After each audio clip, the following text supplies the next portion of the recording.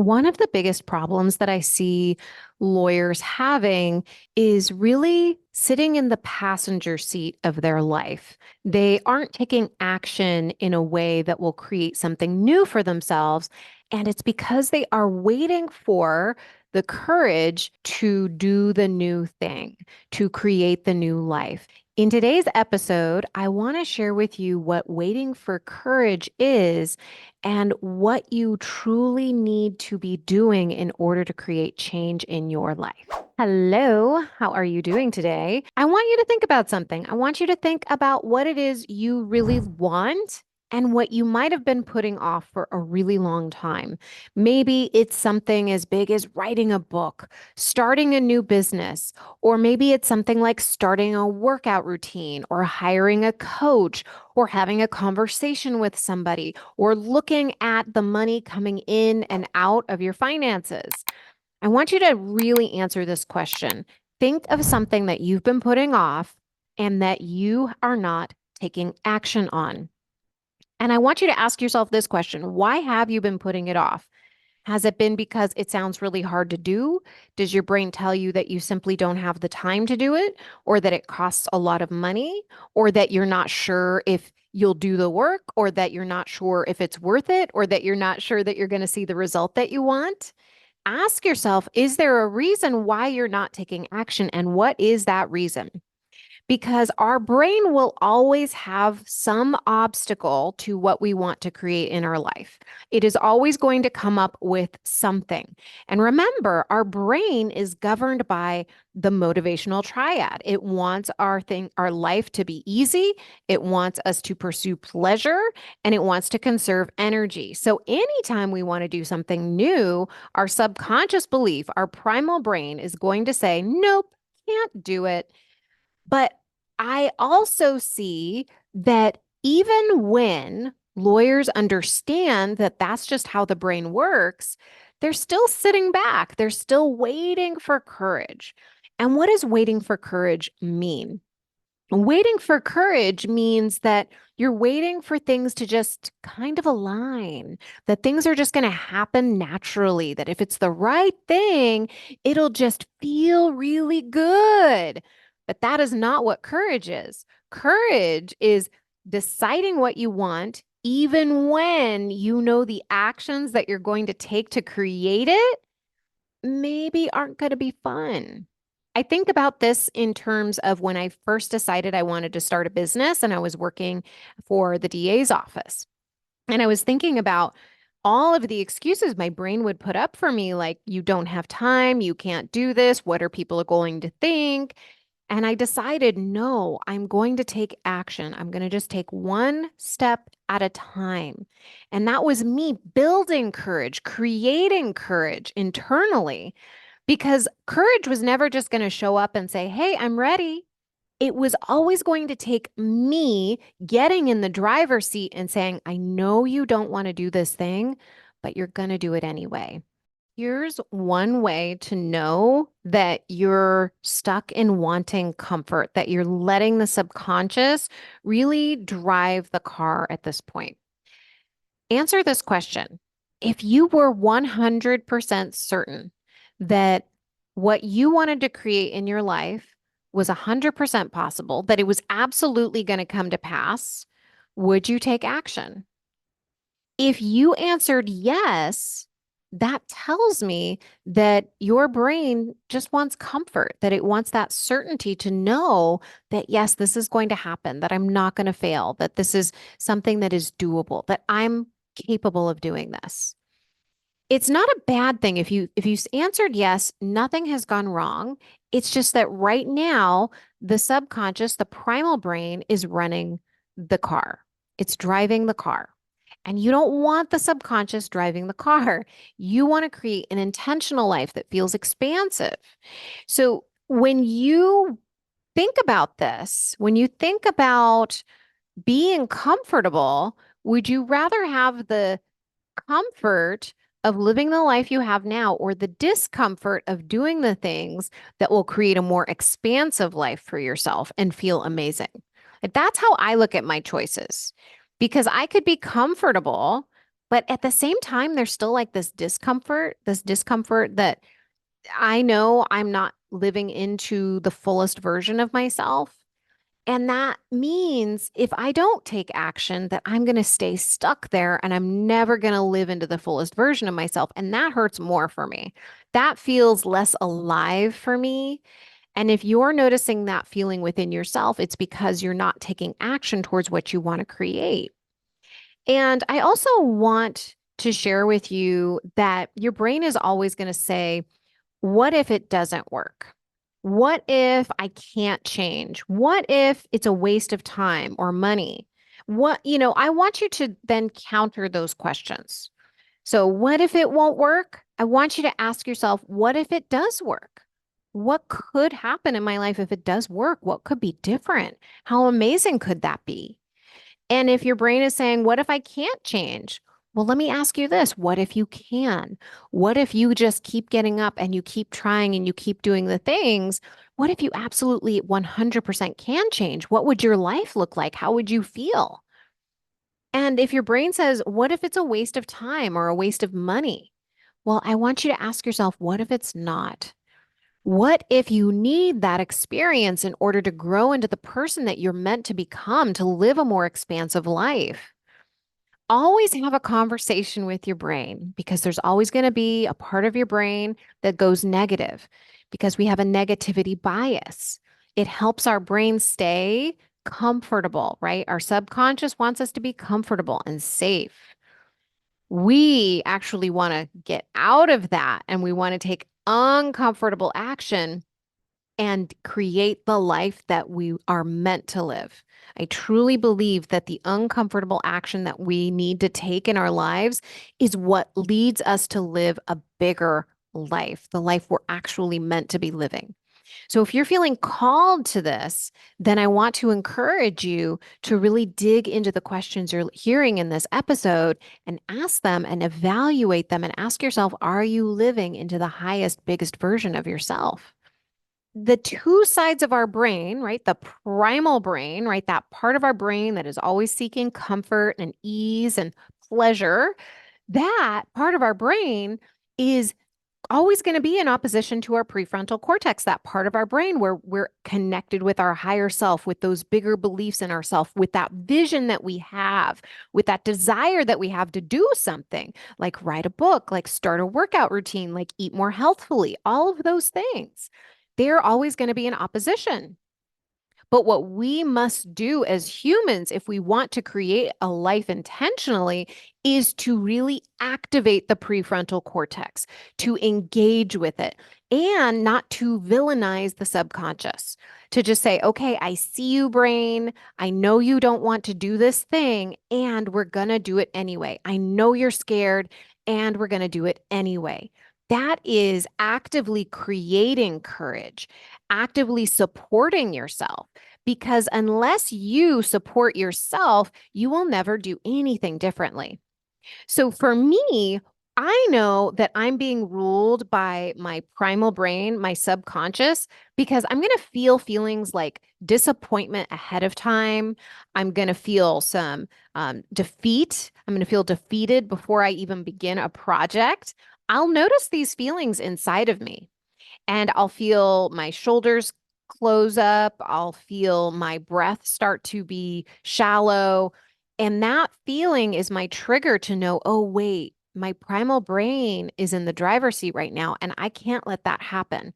I need to reconnect with myself. It's okay that I feel this way right now. I'm never going to villainize the subconscious. I'm never going to villainize the feelings that I'm feeling, but I am going to pause and I'm going to sit with those feelings. And then I'm going to ask myself, what do I want to do next? From that higher perspective, what's going to get me the results I want to create? So if you're thinking about writing a book, for instance, it may seem like a huge undertaking because you're thinking about the finished project, the whole thing, right? And the subconscious is immediately going to shut it down. It's going to say, nope, can't do this. You don't have time. This is not something you can do. There's no point in doing this. It's going to say all the things. And then what you've got to do is you've got to look at, okay, I understand that, brain, that you're saying those things. And I know I have this desire to write this book. I have this desire to create something bigger than myself. So, what do I need to do in order to honor that desire, in order to really take an action that is courageous? Well, it might be breaking it up step by step instead of thinking about the whole book saying, okay, well, every Monday I'm going to sit down for an hour at, 6 a.m. and I'm going to write a chapter. I'm going to write for a full hour, whatever that looks like for you, but you're taking a step. Same thing with a workout routine. You're going to say, okay, I know you don't want to go to the gym today, but let's break it down and do its smallest parts. Let's say I just put on my clothes. Let's say I just put on my shoes. Let's say I just step outside and I take this step by step by step, and the brain puts up less opposition to it. That's one way to do it. One of the things that I really contended with when I was starting my business is this thought that I can't do it, that I'm not capable, that this is just too much, that I'm not going to be able to support myself financially. So I needed to create support systems for myself. I needed to say, okay, I have money in the bank. Let me see how long is that going to keep me while I build my business? What will I need to do in order to support myself, meaning support myself emotionally? Because I'm creating courage, and courage does not feel good. I think we get this idea that courage is supposed to feel amazing in our bodies. No, it actually feels like almost like you want to throw up a little bit, almost like you're facing a tiger, because that's what our brain is telling us is happening, is that we're in danger by doing something differently. But what we're training ourselves to do is see the danger, the tiger, so to speak, and say, that's not danger. That's just my brain saying that it's a tiger. How can I support myself by breaking things down in the small parts, by getting really factual? I've talked about the specificity principle in this podcast. I created that principle because what I've observed is that when we begin to break things down into tiny steps, that we are able to calm our nervous system down, and then are better able to then move forward and take action on what we want to create in our life. And that is one way to begin creating courage, to begin breaking things down and talking to ourselves like we want to succeed, just step by step by step. We can become really impatient because we tell ourselves it should be happening faster. That's okay. Just remind yourself, no, this is a step by step process. This is me retraining my brain to take scary action. And the more scary action you take, the more courage you create to meet that scary action, the bigger, the more expansive your life becomes. I just talked to my client Nancy a few episodes back, and one of the things that we've had conversations about is building her podcast, right? Like really her sitting down and thinking about it. And she had similar things to contend with, right? Her brain told her all of the same things. I don't have time. And what's going to happen when I do this and that and the other thing? And she really supported herself by calming her nervous system and building up that courage by breaking things down step by step by step. And then as soon as she started taking steps, it was a domino effect, because every step that we take becomes that domino that helps us move everything forward, move the needle forward. And we don't need to feel good to take action. I've got to tell you, like when I create my calendar every week, I'm not creating my calendar from a place of, let me do all the things that feel really good. Why not? Because so many of the actions that I need to take to move my business in the direction that I want it to take require doing things that are uncomfortable, require things that take energy. So as I'm recording this episode, I actually am recording it before I'm off for a couple weeks. So I know that today I needed to create a couple podcast episodes. I had several client calls going on, and I just said, nope, we're going to do this. We're just going to boom, boom, boom. I'm going to take action. I'm going to get it done. And that required my commitment to myself and to my vision for what I want in my future. It did not require me sitting on the couch eating bonbons. I would never I would not enjoy my day that way. I would be feeling horrible that I wasn't getting the work done that I wanted to get done.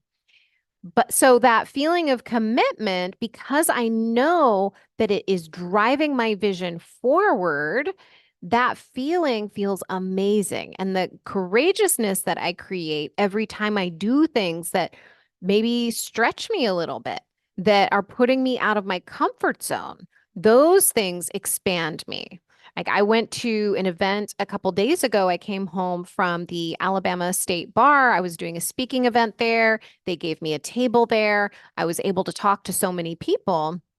And that expands you when you put yourself into these situations where you don't know anybody, where you are just doing something for the first time, or you're, in this case, I was doing a speech that I'd created for the first time. So this was a brand new speech that I had created. And so, you don't know how people are going to respond. You don't know what the feedback is you're going to get.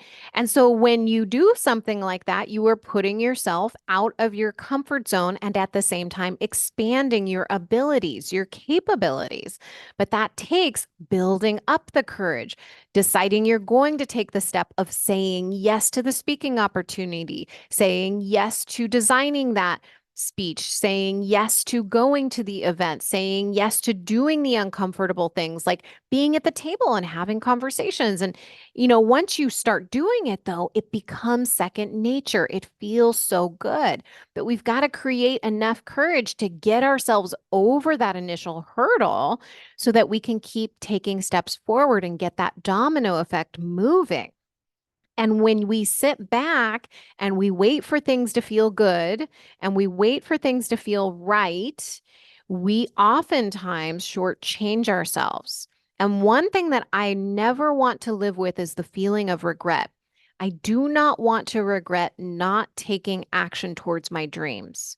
I do not want to regret not doing the things that I know I am meant to do. And honestly, like when I look at the future that I want to create for myself, it requires me doing things that are uncomfortable. And that's okay because my vision is important to me.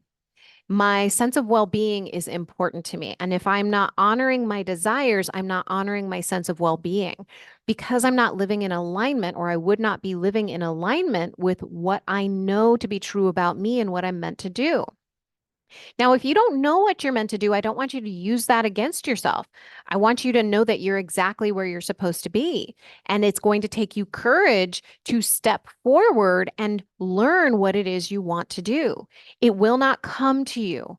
You cannot sit back and wait for something to come to you. I learned this the hard way. I kept trying all of these things to try to figure out what it is I was meant to do. And I worried, right? I was like, oh my gosh, I'm never going to find out what I'm going to do. I didn't need to worry. I needed to do exactly what I was doing, which was taking action, trying new things, trying out all of the different avenues that I needed to walk down to see whether or not that was something I wanted to do.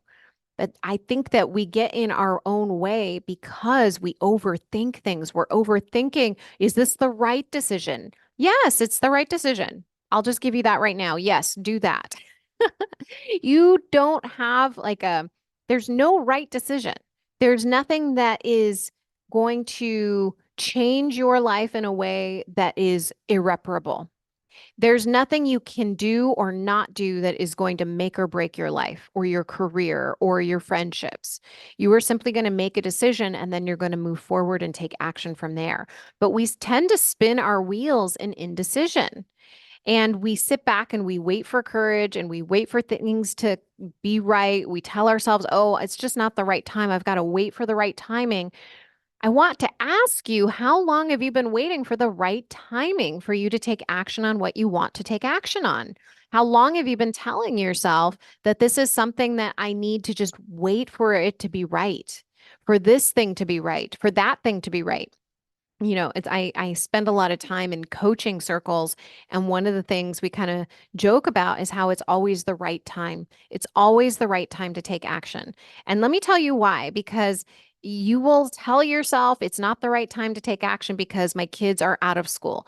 It's not the right time to take action because my kids are in school. It's not the right time to take action because there's a holiday. It's not the right time to take action because there's not a holiday and I've got a lot of work to do, right? Your brain is going to shut you down time after time after time because it's always seeking comfort. It wants the familiar. It wants you to feel very much the way you always have. You're very safe, it thinks, in your little box, and it doesn't want to expand. It doesn't want to go after those higher desires. It wants you to ignore them and to wait and to sit back in the passenger seat and not take action on the things you want to take action on. But I will tell you that I feel more fulfilled. I feel more expansive when I build up the courage to take those uncomfortable actions and take those actions because my life feels so amazing. When I do it, I feel totally in alignment with what I'm meant to be doing. And if you're feeling like you're in indecision, if you feel like you've been sitting back and you've just been thinking about something over and over and over again, and you see this topic come up over and over and over again about what you want to do, but you're not taking action on it, you are draining your battery. You're draining it to the point where it makes it more difficult for you to create the courage to take action. Waiting for courage is actually, in my opinion, more exhausting than taking action. Because when we sit back and we're waiting for the courage to appear, we're ruminating, we're beating ourselves up. Why? I know all the things. Why am I not taking action? I know that this is something that I want to take action on. And then we're telling ourselves all the reasons why we can't take action. And there's all of this mess happening in our brain, but we can only clear our brain when we start taking action. Taking action is such a powerful thing to do because it begins to clear the fog. And it's, I talk a lot about mindset here, but this one's about taking action. You've got to take one step and then the other and then the other in order for you to make your dreams reality. So I want to return back to that thing that you've been putting off. What is it? What have you been putting off? What is it that you want to do with your life? What decision have you been hemming and hawing over? Has it been that you want to write that book, that you want to hire that coach, that you want to create that workout routine? What have you been going back and forth over? And what are you gaining from not doing those things? There's always a secondary benefit from us not taking action.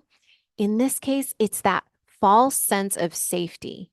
It's that false sense of safety that, well, if I do nothing, and nothing changes, at least I can say, well, I didn't try. And like if I had tried, maybe things would have been different. And now I want to ask you this question, and I want you to answer it. What would be different in your life if you decided to take the scary action? If you decided that you wanted to create that courageousness and take those actions, what do you think would be different? How do you think you would feel about yourself? What do you think you would think about yourself? Would you be proud of yourself for taking those steps forward? Would you be telling yourself, wow, look at me. I did it. Like I really did it. I tried. At least, I tried. And this is another thing that I really, I was thinking about, which is this feeling of trying. And I love the feeling of trying. And I don't think I always did. I think I felt, well, if it wasn't perfect, if it didn't turn out exactly the way I expected it to, then I would be disappointed. But that was the old me. When I cleaned up all of that and I really supported myself and started telling myself, this is good what you're doing. This small step that you're taking, I'm so proud of you every step of the way, just like I would be supporting a child, just like I would be supporting my best friend. When I started taking that tact, when I took action, I felt so good. I said, "Oh my gosh, I did it. I tried something new." And this aspect of failing, it's so demonized in the school system, right? If we get an F, we fail, that means we did something wrong, we're bad, we're not going to progress. But in real life, we've got to take action, try and fail in order to progress.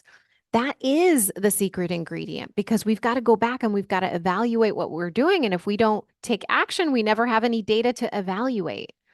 Very different from the school system. And this was something I learned as I was creating my business from all of these people I was learning from.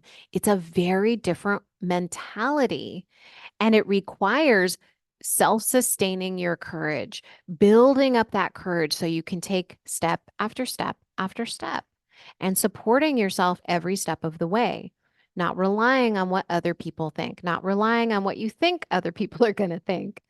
This requires you to take that action without having certainty of the result. It requires you to take action without feeling comfortable that you're going to get the result.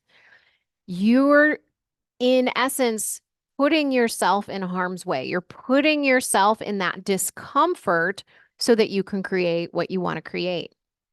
That is what life is all about when you are living full out, when you are living into the fullest version of yourself. And it took me a long time to get there, but it doesn't have to take you a long time. You can decide right now, I'm going to start building courage. That book that I want to write, I'm going to think, okay, what are the things that I need to do to write a book? Well, one is I just need to play, to write out some topics that I think would be fun, some things that might interest me. And then I'm going to break it down so that I have, you know, 20 minutes a day to write, an hour a week to write. I'm just going to try it. And then when things don't work out exactly the way you want, when there's a family emergency and you can't write, you don't tell yourself, you don't listen to your brain that says, well, you can never do it. If obviously you haven't done it before, you're not going to be able to do it now. You don't listen to that. What you do is you say, I hear you, and I'm going to do this again anyway. I keep getting up and I keep trying. Every time you fail, you get up and you move forward. I use the word fail, but I don't believe in the word failure anymore. I just use that for context because that's a word that so many of us use to describe our experience of not getting the result that we want. So if you're not getting the result that you want, it doesn't mean anything about you or your capabilities. All it means is, hey, it's time to get up and keep going, to try something different, to try a new tact, and to not listen to your brain saying, no, you should just wait back for courage. It's up to us to sit in the driver's seat and direct our lives. And that's what I want to encourage you to do with this episode. I don't want you to come back to your life 10 years from now, 5 years from now, 20 years from now, and say, boy, I really wish I had done this thing. I think that would have been really great. I really felt called to do it. And I just ignored it because I kept telling myself I didn't have time, I didn't have money, I didn't have the resources, I didn't have the energy. I kept telling myself all of these things. But gosh, I could have found a way. That's what creating courage is. It's finding a way. That's what it is required for you to change your life, to create what you want in your life. You find a way. All right, my friend. I hope this gave you some food for thought. This was something that I needed to discover on my own, that things weren't just going to come to me, right? My life wasn't just going to present itself and say, this is the path. It was going to require me to build the courage to do the things that I knew were difficult and to take those small actions in the direction I wanted to go. You cannot sit back and wait for courage. It's up to you to build the courage to build the life that you want. If you want help with this, book a strategy session with me. You can go to dinacataldo.com/strategy session. You and I will talk about where you are right now and what your dreams are. And we'll talk about how you can begin to take those steps to move towards your dreams. So you can book that strategy session at dinacataldo.com/strategy session. I hope you have a beautiful week, and I will talk to you next week.